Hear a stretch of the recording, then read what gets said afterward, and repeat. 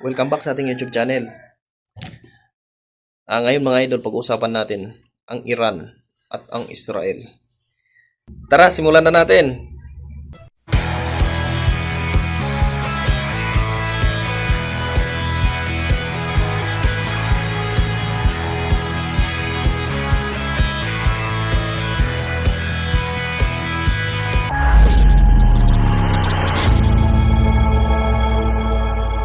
Para sa inyo mga idol, sino ba talagang mananalo kung sakaling tuluyan ng magkagera ang Israel at ang Iran? Malalaman natin ngayon yan kung gaano ba karami ang military personnel ng Iran at ang Israel, at sa mga armas naman nila kung sino ba talaga ang advantage sa kanila. Kung pagbabasihan po natin sa population, ang Israel 9.4 million, ang Iran naman is 92 million.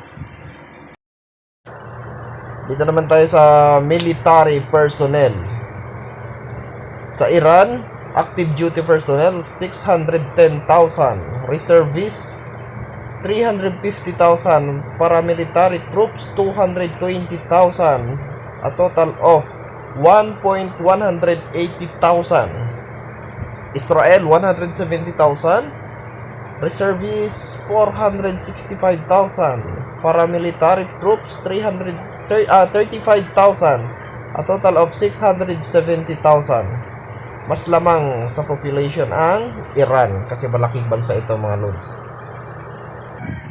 Sa land power naman, tanks, armored vehicle, self-propelled artillery, towed artillery, mobile rocket projectors, yan ang total. Mas lamang ang Iran.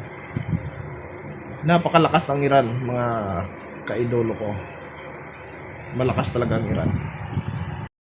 Dito naman tayo sa naval power. Yan yung bilang, mga kaidolo ko. Strength, destroyers.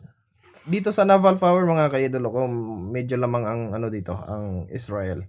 Hindi siguro pinaghandaan ng Iran dahil nasa GCR2 naman sila, hindi naman sa dagat yung labanan. Kung titingnan natin sa Google Map mga lods, sa kabilang side ang Israel, tapos may nakapagitna sa kanilang tatlong bansa. Yan ang Syria, Iraq at ang Jordan. Tapos sa kabilang side naman ang Iran. Kaya kung yung gera nila man to man, napakahirap mangyari mga kalods. Kasi napakalayo ng dadaanan nila, tatlong lugar, tatlong bansa. Kaya ang mangyayari dito sa bakbakan nila mga kalods, aircrafts, missile, airstrike, yan lang ang labanan mangyayari dyan mga lods. Tingnan naman natin dito sa air power nila mga lods. Fighter aircraft, dedicated attack aircraft, attack helicopter.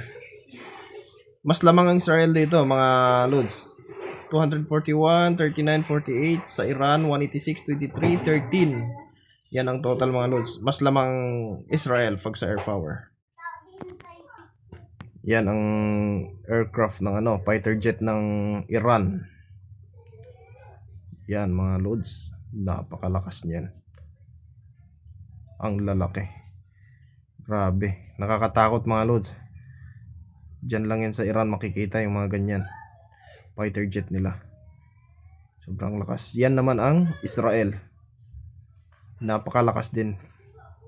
Nakakatakot mga bansa to mga lods. Sobrang lalakas ng kanilang mga aircraft.